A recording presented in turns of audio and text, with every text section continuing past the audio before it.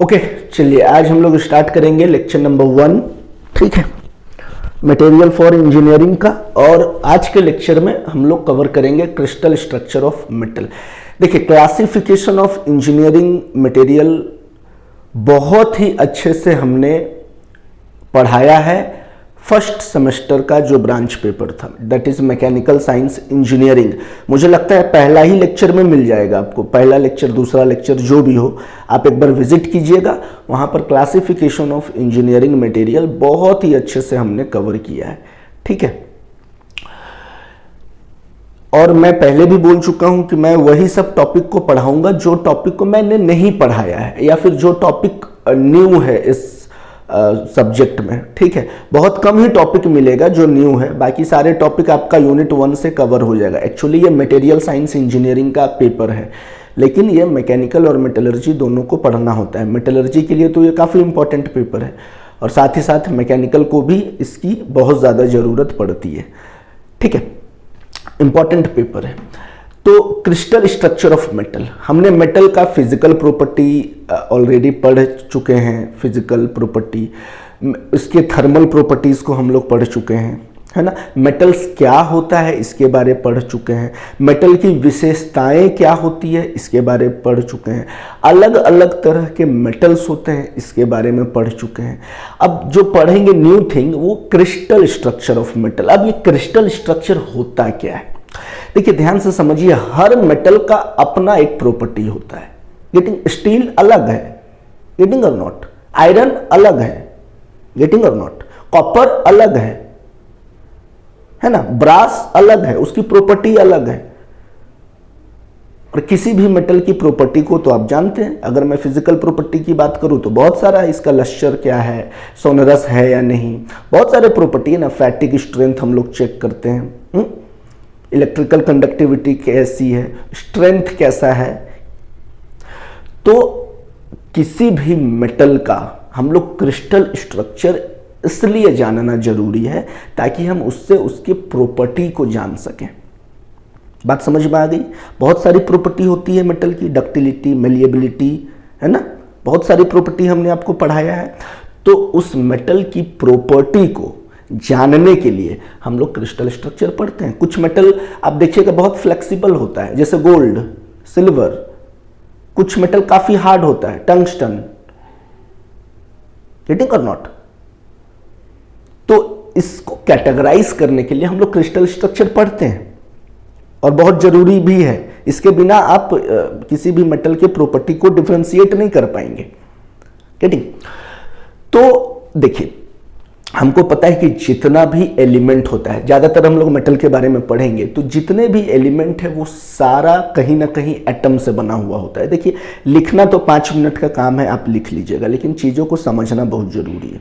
और मैं जितना बोलूँगा उतना लिखना पॉसिबल नहीं है ना। इसलिए आप सुनिए और समझने की कोशिश कीजिए। जो डाउट होगा आप पूछिएगा। तो जितने भी एलिमेंट होते हैं वो सब किससे बने हुए होते हैं?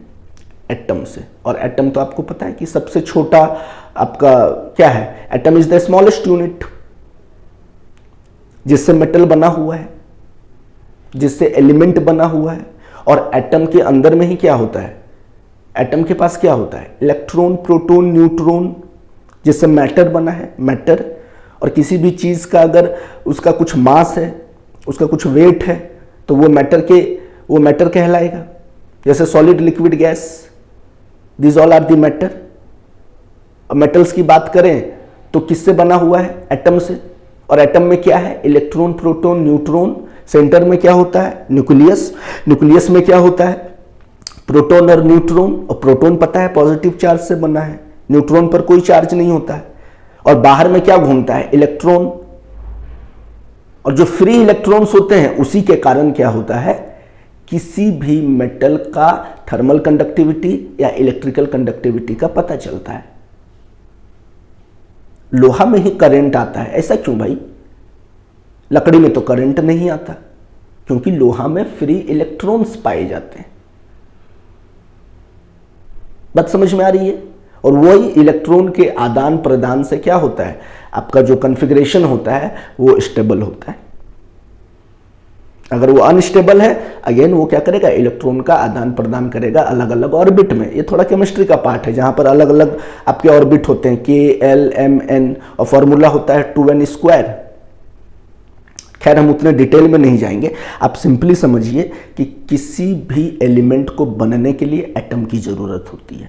एटम क्या होता है? It is the smallest particle of an element, है ना, that retains the chemical and physical properties. और एटम्स के अंदर में ही केमिकल और फिजिकल प्रॉपर्टीज का जो गुण है वो पाया जाता है। जैसे एक इंसान के अंदर में उसका जो जीन होता है, जीन है ना, उसके अंदर में ही, या फिर डीएनए की बात करें, जो डीएनए है उससे ही पता चलता है। हर इंसान का डीएनए अलग अलग है, उससे ही पता चलता है। उसके हम पूरे स्ट्रक्चर को पता कर सकते हैं अगर किसी भी आदमी का डीएनए के बारे में हम पता लगा लें। ठीक उसी तरह से एक एलिमेंट में, एक मेटल में अगर उसके पूरे प्रॉपर्टीज को पता लगाना है तो एटम्स के बारे में आपको स्टडी करना बहुत जरूरी है, क्योंकि एटम्स ही क्या करता है, केमिकल और फिजिकल प्रॉपर्टीज को रिटेन करके रखता है ना। An atom consist of electron, proton and neutron. और जब एटम, बहुत सारे एटम्स कंबाइन होते हैं तो वो क्या बनता है, एक मटेरियल का निर्माण करता है, एक एलिमेंट का निर्माण करता है। बहुत सारे एटम्स, और एटम्स को जनरली हम लोग स्फेरिकल शेप में कंसीडर करते हैं। याद रखिएगा, atoms are considered as in a spherical shape. ठीक है, नेक्स्ट समझिए व्हाट इज एटम। अब देखिए नेक्स्ट है क्रिस्टल, क्योंकि अगर हम लोग क्रिस्टल स्ट्रक्चर पढ़ रहे हैं तो क्रिस्टल का जानना बहुत जरूरी है। क्रिस्टल किसको बोलेंगे? कोई भी सॉलिड मटेरियल, अगर हम मेटल की बात करेंगे तो कोई भी सॉलिड मेटल जिसके अंदर में बहुत सारे एटम्स अरेंज किए हुए होते हैं किसी रेगुलर, रिपीटिंग या फिर ऑर्डरली मैनर में, इन 3 डायमेंशनल पैटर्न।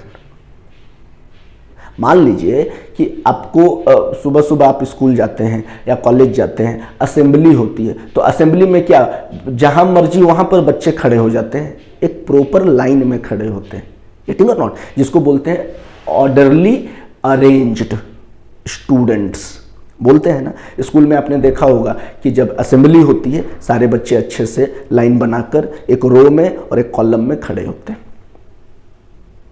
गेटिंग।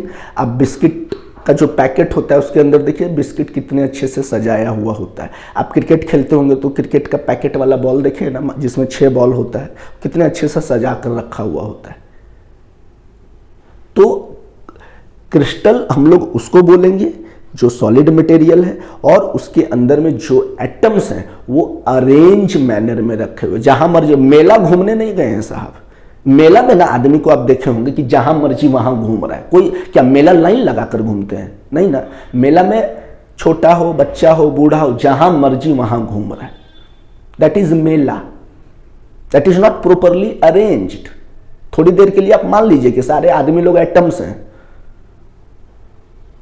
गेटिंग और नॉट। और जहां पर हम लोग चीजों को अरेंज करके सजाते हैं और उसी को रिपीट करते हैं बार बार बार बार बार बार, तो फिर वो जाकर एक पूरा क्रिस्टल बन जाता है, पूरा क्रिस्टल स्ट्रक्चर बन जाता है। बात समझ में आ गई? तो क्रिस्टल क्या है? एक सॉलिड मटेरियल है जिसके अंदर में एटम्स को अरेंज करके रखा जाता है। अलग अलग तरीके के अरेंजमेंट होते हैं, हम लोग आगे पढ़ेंगे। 3 तरह के, ऐसे तो बहुत तरह के होते हैं, बेसिकली आपको 3 तरह के पढ़ेंगे। एक BCC है, एक FCC है और एक HCP है, पढ़ेंगे आगे क्रिस्टल स्ट्रक्चर। अब देखिए नेक्स्ट है क्रिस्टल लैटिस। क्रिस्टल लैटिस किसको बोलेंगे? अगेन अब स्पेस में क्या होता है, हम लोग कंसीडर करते हैं कि बहुत सारे पॉइंट्स हैं, इस तरह के बहुत सारे पॉइंट्स होते हैं, इस तरह का,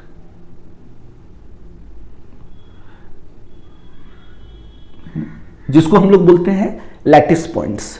इस तरह के बहुत सारे पॉइंट्स होते हैं जिसको हम लोग क्या बोलते हैं? Lattice points. ठीक है, और इसी लैटिस पॉइंट में क्या होगा, हम लोग अलग अलग पॉइंट का अरेंजमेंट करते हैं। अब इसी में से हम लोग जोड़कर हो सकता है एक क्यूब बना देंगे, गेटिंग और नॉट।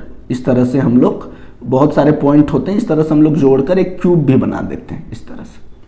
तो ये एक बन गया आपका सॉलिड स्ट्रक्चर, जहां पे बहुत सारे लैटिस पॉइंट है और कॉर्नर पर क्या होता है? एटम्स होता है। कॉर्नर पर क्या होता है? एटम्स होता है। बात समझ में आ गया ना?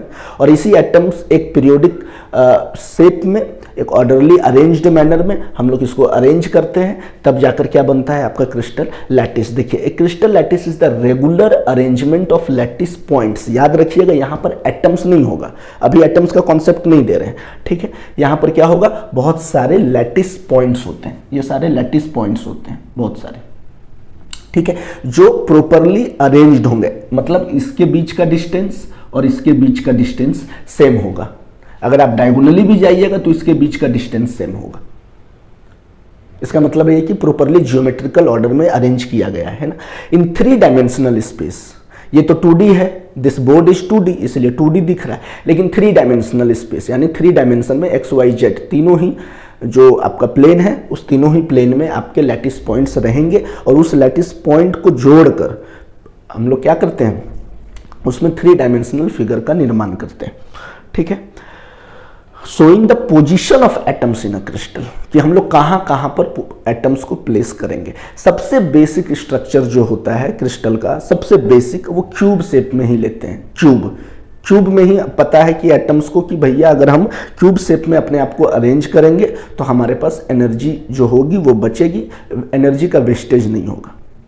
बात समझ में आ रही है ना। इसीलिए बेसिक शेप क्या होता है आपका, जो एटम का क्या होता है आपका, अगर हम लोग अलग अलग एटम्स को अरेंज करेंगे लैटिस पॉइंट में इन 3 डायमेंशनल फिगर, तो जो हम लोग बेसिक जो स्ट्रक्चर है उसको हम लोग क्यूब कंसीडर करते हैं, ठीक है। नेक्स्ट आइए क्रिस्टल स्ट्रक्चर। अब जब क्रिस्टल लैटिस समझ गए तो नेक्स्ट पढ़ेंगे क्रिस्टल स्ट्रक्चर। अब क्रिस्टल स्ट्रक्चर में क्या होता है, एक्चुअल स्ट्रक्चर यानी एक्चुअल अरेंजमेंट ऑफ एटम्स होता है क्रिस्टल लैटिस में। क्रिस्टल लैटिस अलग अलग पॉइंट्स, अब इस पर हम लोग अलग अलग पॉइंट्स पर क्या रखेंगे, एटम्स को रखेंगे और प्रॉपरली अरेंज करेंगे, that is called crystal structure. It is the actual arrangement of atoms in a crystal lattice. It describes how atoms are arranged, कैसे एटम को अरेंज करना है। अच्छा, हमने आपको बताया कि हर मेटल्स के लिए अलग अलग तरीके से हम लोग क्या करते हैं, अरेंजमेंट करते हैं एटम्स का, ठीक है, पढ़ेंगे आगे। And repeated inside the material, अगर एक आपका इस तरह का ब्लॉक बना, फिर इसके बगल में एक और, इसके बगल में इधर, फिर इधर, फिर इधर, इसी तरह के बहुत सारे क्यूब बनते जाएंगे और सारा क्यूब इकट्ठा बनकर एक स्ट्रक्चर बनेगा, that is called crystal structure, ठीक है। और नेक्स्ट आइए यूनिट सेल। यूनिट सेल क्या होता है, unit cell is the smallest repeating 3 dimensional portion of a crystal lattice. देखिए यूनिट सेल किसी भी क्रिस्टल स्ट्रक्चर का यूनिट सेल सबसे छोटी इकाई है। जैसे अगर एक दीवार बनाना है तो दीवार बनाने के लिए क्या चाहिए, ईंटा चाहिए, ईंटा चाहिए ना, तो एक ईंटा जो है वो एक यूनिट सेल का काम करेगा, और उस एक ईंटा के आस अगल बगल बहुत सारे ईंटा को जोड़कर एक पीरियोडिक मैनर में अगर उसको जोड़ेंगे तो वो एक दीवार का निर्माण कर देता है। बात समझ में आ गई। तो ये जो पूरा दीवार है इसको मान लीजिए क्रिस्टल स्ट्रक्चर, और इस दीवार का जो एक ईंटा है ये हो गया यूनिट सेल, और यूनिट सेल का ईंटा एक जैसा है, एक शेप का है, और एक ही तरह का ईंटा बार बार जोड़ रहे हैं, गेटिंग कर रहा हूं। उसी तरह मान लीजिए ये एक यूनिट सेल है, और इसी के जैसा यूनिट सेल इसके बगल में भी जोड़ेंगे, इसके बगल में, इसके बगल में, इसके बगल में, इसके सराउंडिंग में जोड़ेंगे, और ये पूरा इकट्ठा बन जाएगा क्रिस्टल स्ट्रक्चर। बात समझ में आ रही है। So it is unit cell is the smallest repeating 3 dimensional portion of a crystal lattice that forms the entire crystal structure, है ना। इसको जोड़कर एक पूरा क्रिस्टल स्ट्रक्चर बनता है। When repeated in all direction, बताया था लेफ्ट राइट टॉप बॉटम सब तरफ जोड़कर एक क्रिस्टल स्ट्रक्चर का निर्माण होता है। It represents the complete symmetry and arrangement of crystal. बात समझ में आई। आई होप थोड़ा बहुत समझ में आपको आया होगा जरूर। थ्योरी पार्ट है, लेकिन क्रिस्टल स्ट्रक्चर पढ़ने से पहले आपको मालूम होना चाहिए एटम क्या होता है, यूनिट सेल क्या होता है, क्रिस्टल लैटिस क्या होता है, क्रिस्टल स्ट्रक्चर क्या होता है, क्रिस्टल किसको बोलेंगे। बात समझ में आई। आप इस डेफिनेशन को लिख लीजिए, और डेफिनेशन को लिखने के बाद आप अगर लेक्चर को सुनेंगे तो आपको जरूर समझ में आएगा, ठीक है। चलिए इसको लिखिए, फिर हम लोग आगे पढ़ेंगे क्रिस्टल स्ट्रक्चर। 3 तरह के क्रिस्टल स्ट्रक्चर है, लेकिन हम आपको 4 तरह के पढ़ाएंगे। सिंपल क्यूबिक पढ़ाएंगे, आपको body centred cubic BCC, face centred cubic FCC and hexagonal centred cubic HCP पढ़ाएंगे, ठीक है।